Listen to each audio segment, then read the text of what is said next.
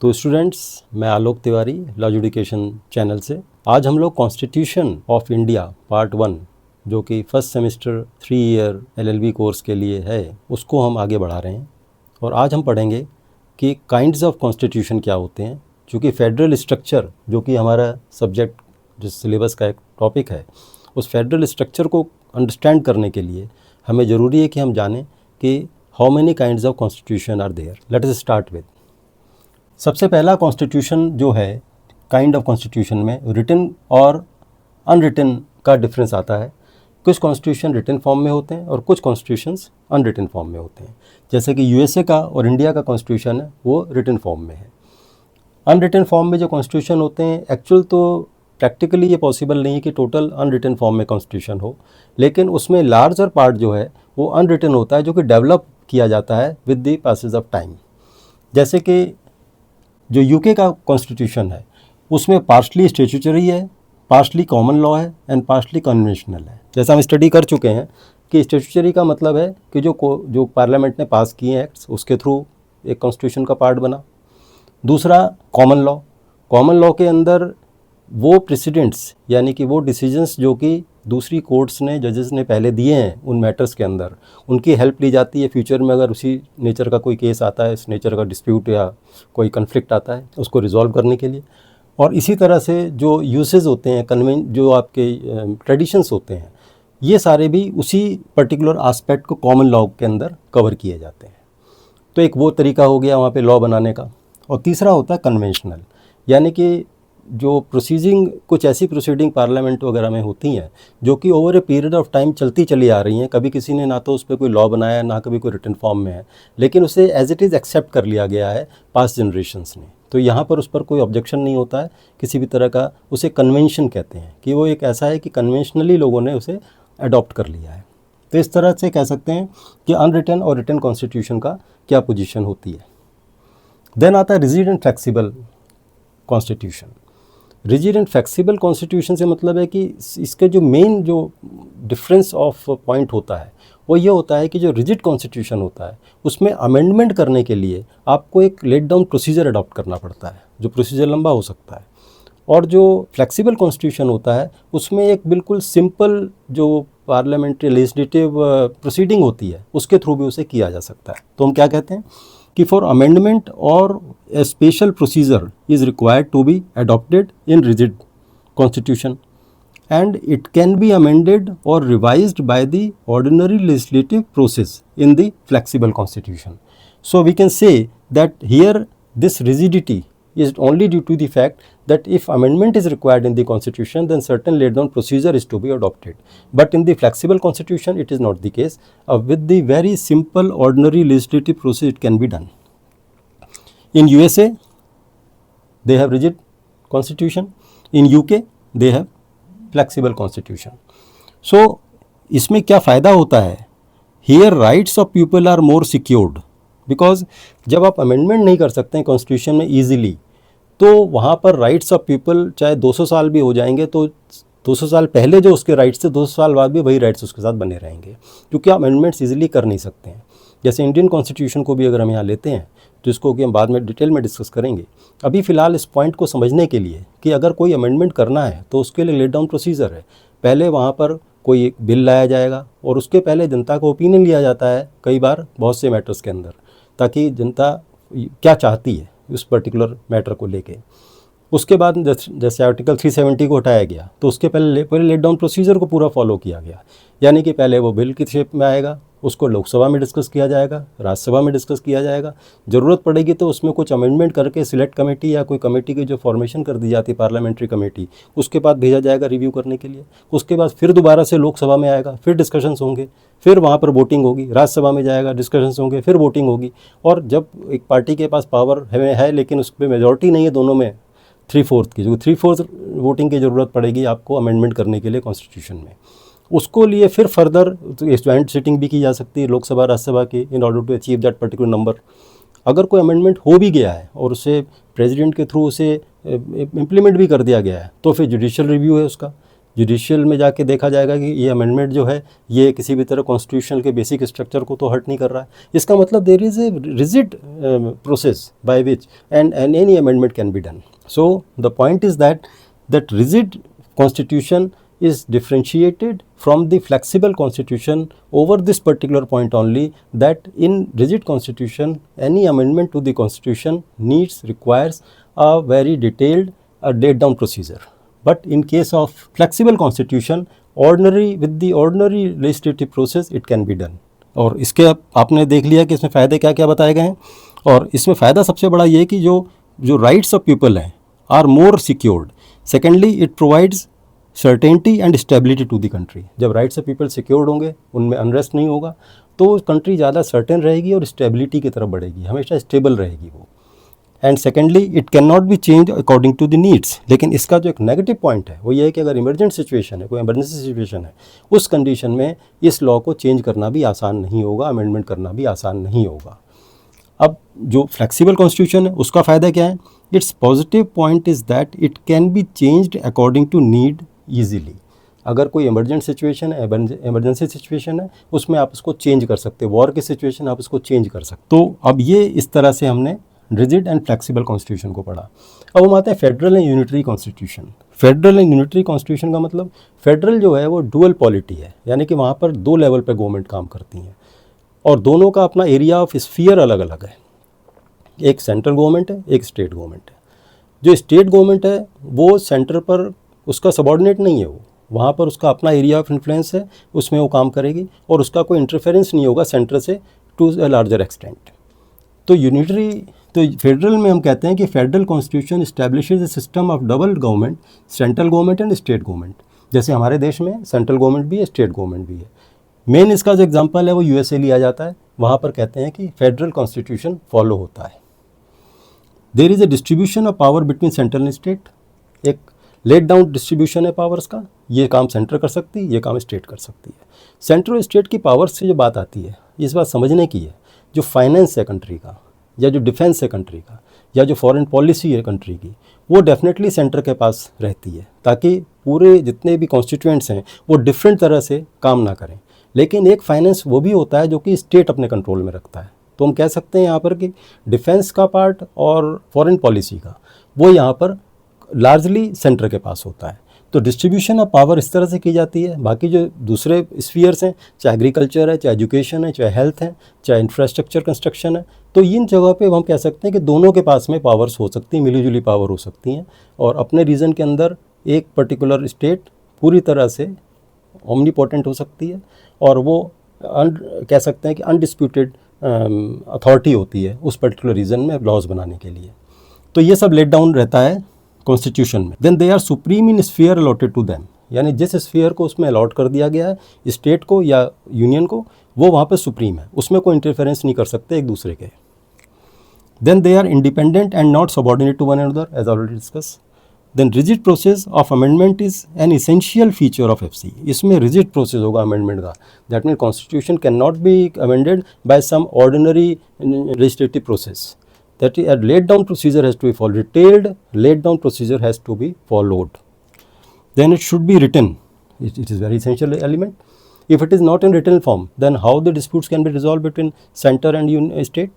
जब कहीं लिखा हुआ ही नहीं है तो ये कैसे पता लगेगा कि पावर मेरी थी कि या सेंटर की थी, या सेंटर की थी या स्टेट की थी? इसलिए रिटन कॉन्स्टिट्यूशन का होना यहाँ पर इसेंशियल कंडीशन है। Then independent judiciary is required to maintain its federal nature.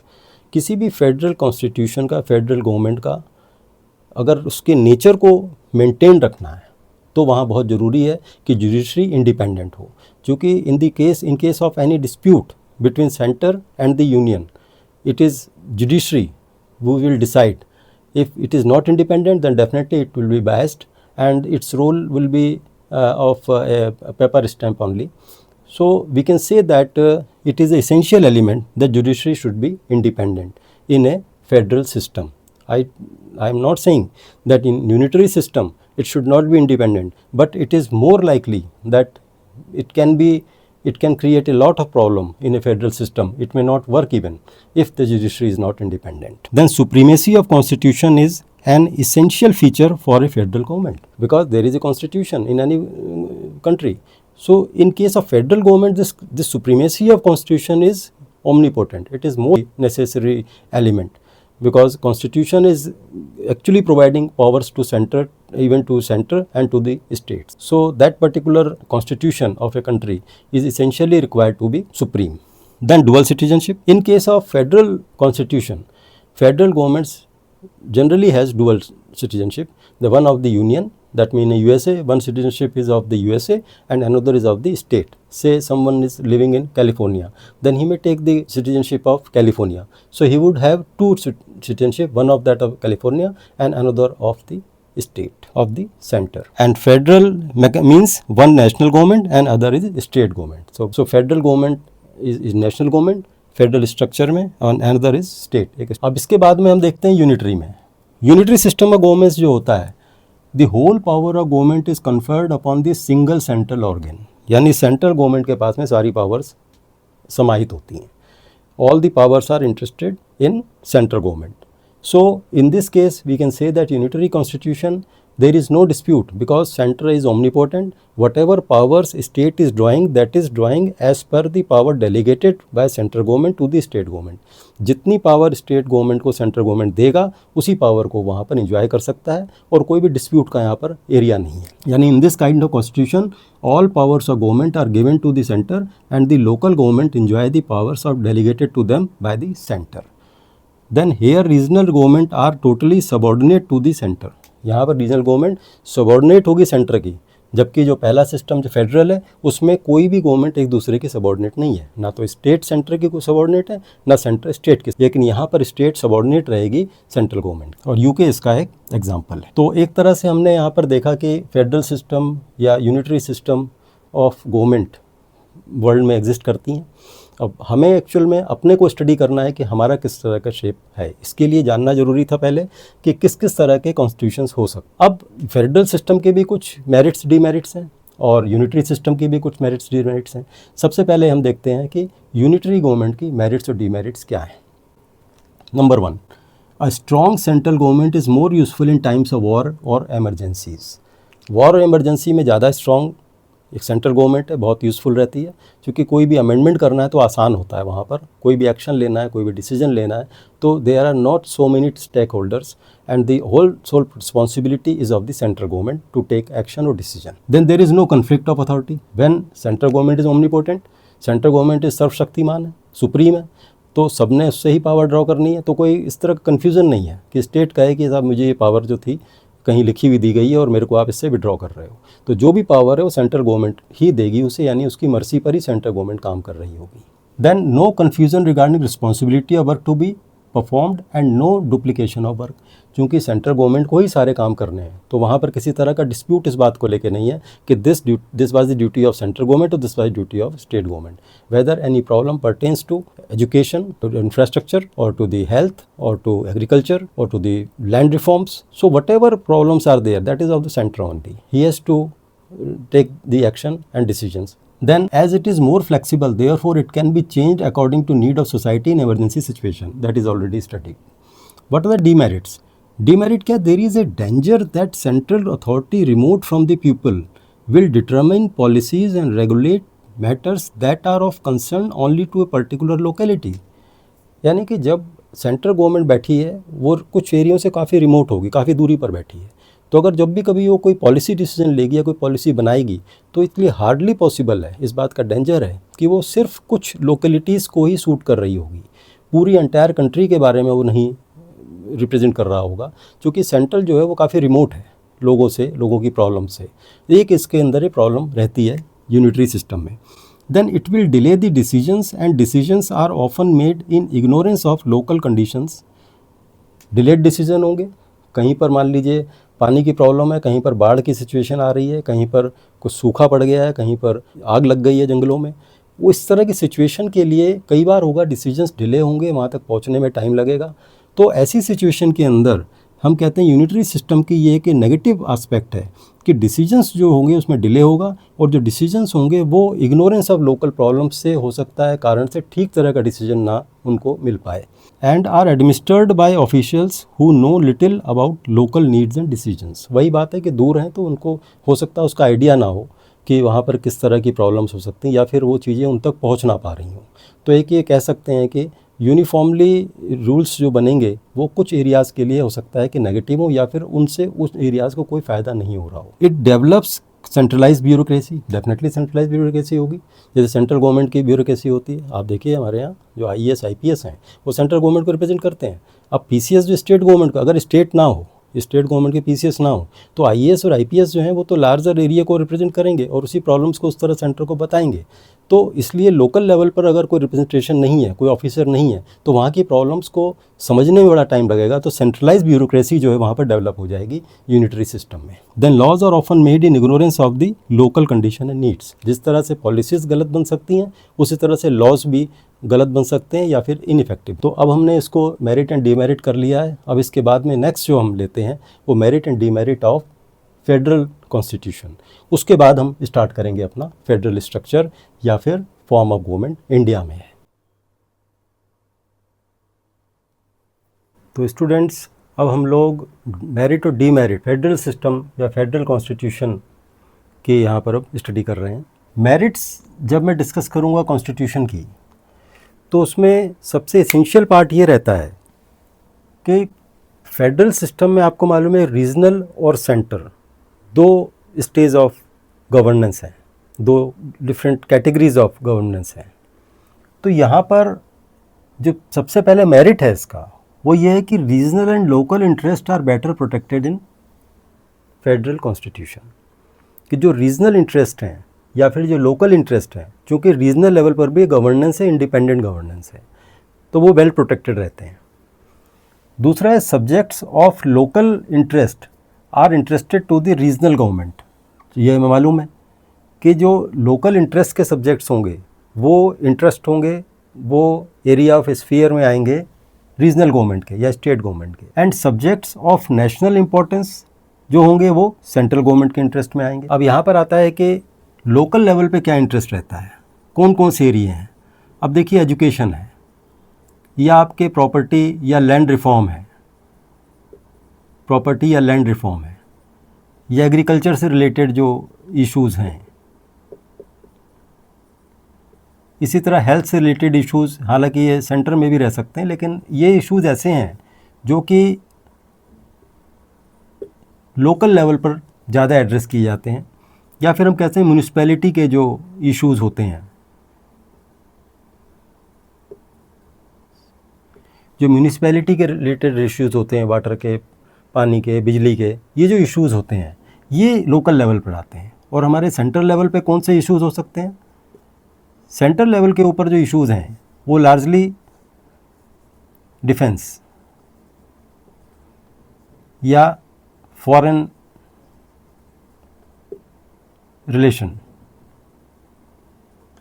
Foreign policy भी कह सकते हैं इसे हम, या फाइनेंस, पूरी कंट्री का जो फाइनेंस है उसको कंट्रोल करना है, चीज़ों को इस तरह से लाना है कि जो कंट्री में जितना भी रेवेन्यू जनरेट हो रहा है उसको इक्वली डिस्ट्रीब्यूट किया जा सके स्टेट्स में, और सेंटर के पास भी एम्पल पैसा रहे कि वो किसी अपने जितने भी ज़रूरी खर्चे हैं देश को चलाने के उन सबको यहाँ पर कर सके। इवन हेल्थ को भी हायर लेवल पर जो होता है, जहाँ पे ज़्यादा पैसे की ज़रूरत होती है, यहाँ पे ये कह सकते हैं सुपर स्पेशलिटी हॉस्पिटल्स हैं, एम्स हैं, इनको यहाँ पर कराया सकता है। एयरपोर्ट्स, अब एयरपोर्ट्स जो हैं वो भी सेंटर के उसमें आएंगे। या फिर आपके जो नेशनल हाईवेज़ होते हैं जो डिफरेंट स्टेट्स को जोड़ते हैं वो भी इसके अंदर आएंगे। तो हम एक डिफरेंट तरह के जो पॉइंट्स हैं जो कि लोकल इंटरेस्ट की चीज़ें हैं, जो लोकल इंटरेस्ट के मैटर्स हैं वो सेंट्रल को वो रहेंगे रीजनल गवर्नमेंट के पास में, और जो नेशनल इंपॉर्टेंस की हैं जिसमें कि देश की इंटीग्रिटी, देश की सिक्योरिटी और देश की ओवरऑल डेवलपमेंट की बात आती है, वहाँ पर उनको सेंट्रल गवर्नमेंट को इंटरेस्ट किया जाएगा। देन आता है कि hence local legislatures have opportunity to make laws according to local needs. जब हम कहते हैं कि उसके इंटरेस्ट को प्रोटेक्ट कर रहा है ये पर्टिकुलर टाइप का कॉन्स्टिट्यूशन, इसलिए कर पा रहा है क्योंकि लोकल लेजिस्लेचर के थ्रू वो वहाँ पे लॉज बना सकता है और उनके लोगों को ज़्यादा फैसिलिटीज़ प्रोवाइड कर सकता है जहाँ कहीं इस तरह की प्रॉब्लम आ रही है। देखिए डिफरेंट रीजन्स में डिफरेंट तरह की प्रॉब्लम हो सकती है।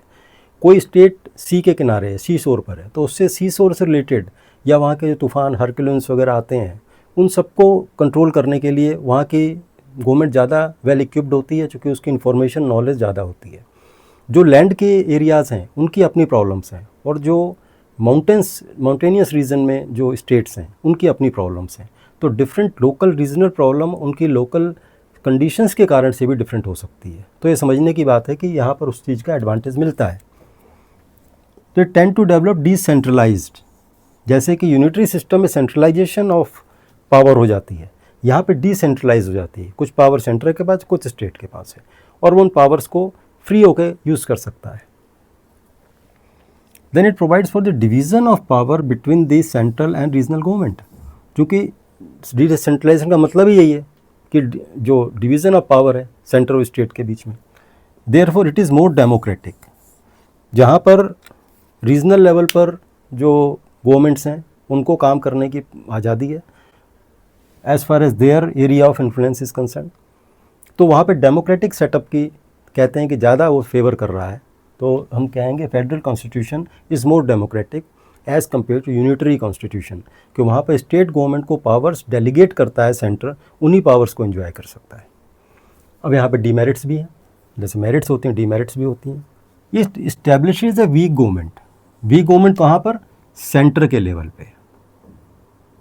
ये सेंटर के लेवल पे एक वीक गवर्नमेंट को इस्टेब्लिश करता है, क्योंकि जब सेंटर का पूरा कंट्रोल स्टेट के ऊपर नहीं होता है, को there are many times during the period of emergencies, central government के लिए पूरे देश को यूनाइटेड रखना और पूरे देश की जो बेसिक नीड्स हैं उनको बनाए रखना बड़ा मुश्किल हो जाता है अगर यहाँ पर उस सेंटर के पास में कंट्रोल कम है। जैसे आज के टाइम में आपको मालूम है कि ईरान के वॉर के साथ में जो स्ट्रेट ऑफ हॉर्मुज़ा, जहाँ पर से कि शिप्स के आने जाने में रुकावट हुई, अमेरिका का अलग वहाँ पर रोल है, इज़राइल का अलग वहाँ पर रोल है। तो इन कंट्रीज़ के ये वॉर में इन्वॉल्व होने से जो तेल की सप्लाई है उस पर असर पड़ा। अब तेल की सप्लाई स्टेट गवर्नमेंट तो कंट्रोल कर नहीं रही है, तेल की सप्लाई कंट्रोल कर रही है सेंट्रल गवर्नमेंट। अगर सेंट्रल गवर्नमेंट के पास में पावर्स एडिक्वेट ना हो तो इस सिचुएशन में जो फाइनेंशियल क्राइसिस कंट्री के ऊपर आ सकती है उससे निकलना बड़ा मुश्किल हो जाएगा। तभी इस बात को कहा जाता है कि वीक गवर्नमेंट हो जाएगी सेंटर में अगर टोटल फेडरल कॉन्स्टिट्यूशन को वहाँ पर अडॉप्ट किया गया है। अब central and general government is not, एक बात और समझने की है, जो सेंट्रल गवर्नमेंट है उसको यहाँ पर जनरल गवर्नमेंट के नाम से भी, जैसे रीजनल गवर्नमेंट स्टेट गवर्नमेंट को रीजनल गवर्नमेंट के नाम से भी जाना जाता है, ऐसे ही सेंट्रल गवर्नमेंट को जनरल गवर्नमेंट के नाम से भी आ सकता है। अगर एग्ज़ाम में जनरल गवर्नमेंट आ जाए तो इसका मतलब समझिए कि ये सेंट्रल गवर्नमेंट को बोल रहा है। या सेंट्रल गवर्नमेंट और general government has no control over the matters allotted to the regional state government, क्योंकि अगर रिजिडिटी है और जो पावर्स स्टेट गवर्नमेंट को दी गई हैं और उसमें सेंट्रल गवर्नमेंट का इंटरफेरेंस हो ही नहीं सकता उन मैटर्स में, तो ऐसे केस के अंदर उसको गवर्नमेंट वीक हो जाती है। The weakness is felt during the time of emergencies and in conduct of foreign relation. Foreign relation को मेंटेन करने में या फिर एमरजेंसीज को टाइम में ये मुश्किल हो जाता है जब वीकनेस, चूँकि दोनों अलग अलग लेवल पर प्ले कर रही होती हैं, इंडिपेंडेंटली प्ले कर रही है। अब न्यूयॉर्क में जिसका पावर है वो ट्रंप की पार्टी का नहीं है। अब यहाँ पर अगर किसी फॉरेन डेलीगेशन को ट्रंप बुला रहे हैं न्यूयॉर्क में और न्यूयॉर्क में कंट्रोल पूरी तरह से हम माने कि दूसरी पार्टी का है, वो इस तरह की सिचुएशन क्रिएट कर दे न्यूयॉर्क में कि वहाँ पर मुश्किल हो जाए वो जो डेलीगेशन आ रहा है उसको अपने काम को पूरी तरह से ठीक से करने के लिए। अब जैसे हाल ही में फेडरल फोर्सेस को मिस्टर ट्रंप ने डिप्यूट कर दिया। जब फेडरल फोर्सेस को डिप्यूट कर दिया तो उसको स्टेट गवर्नमेंट ने अपोज किया पूरी तरह से, तो वहाँ पर एक सिचुएशन बहुत ही डिफ़िकल्ट बन गई। तो इस तरह की सिचुएशन को हम लोग कहते हैं कि फेडरल कॉन्स्टिट्यूशन की एक ये कमज़ोरी है, क्योंकि यहाँ पर दोनों ही पावरफुल हैं अपनी अपनी जगह पे और वो एक दूसरे को नीचा दिखाने के लिए काम कर रहे हैं। तो ये वो देश के हित में नहीं होता है जब इस तरह की सिचुएशन अराइज होती है फेडरल कॉन्स्टिट्यूशन में या फेडरल गवर्नमेंट्स जहाँ पर है। अब division of power often results in conflict between government overlapping जुडिक्शन। कुछ ऐसी चीज़ें होंगी जिसमें कि ओवरलैपिंग जुडिक्शन होगा। मैं यहाँ यूनिवर्सिटी बनाना चाहता हूँ, स्टेट कह रही नहीं, सब यूनिवर्सिटी नहीं, एजुकेशन तो मेरे पास है नहीं, मेरे को इंटरनेशनल लेवल की यूनिवर्सिटी बनानी है, तो वो एक प्रॉब्लम आती है जिसको रिजॉल्व किया जाता है। ऐसा नहीं है वहाँ पे जुडिशरी भी होती है और दूसरे तरह की भी है, लेकिन कहीं ना कहीं वो एक फ्री हैंड नहीं मिलता है ओवरलैपिंग जुडिक्शन होने के कारण से। There are possibilities of developing regionalism, वहाँ पे रीजनलिज्म भी डेवलप हो सकता है कि न्यूयॉर्क में जो सिटीजन्स हैं, चूँकि सिटीजनशिप भी डुअल है, यूएसए की भी है और वहाँ न्यूयॉर्क की भी है, तो जो न्यूयॉर्क के डिसीजन का जो गवर्नमेंट है, कुछ लोग ऐसे हो सकते हैं जो कि इस गवर्नमेंट को सपोर्ट कर रहे हैं कि वो रीजनलिज्म की एक प्रॉब्लम उस पर्टिकुलर एरिया में क्रिएट हो जाए। और जब रीजनलिज्म की प्रॉब्लम किसी भी कंट्री में क्रिएट होती है तो उससे देश की इंटीग्रिटी पर, यूनिटी पर फ़र्क पड़ता है, जो कि नेक्स्ट पॉइंट है। तो सिटीजन्स इन वेरियस रीजन्स में show greater loyalty to their regional government on any issue. This is a serious threat to national unity. National unity के लिए सीरियस थ्रेट है। So there are possibility of confusion regarding the responsibility for the work to be done and duplication of work.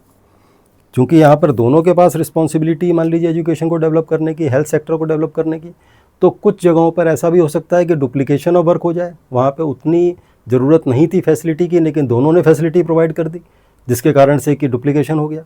और ऐसा भी हो सकता है कि कन्फ्यूज़न हो जाए कि हाँ मुझे करना है कि आपको करना है। तो ये फेडरल कॉन्स्टिट्यूशन में इस तरह की चीज़ हो सकती है, इस तरह की सिचुएशन आ सकती है।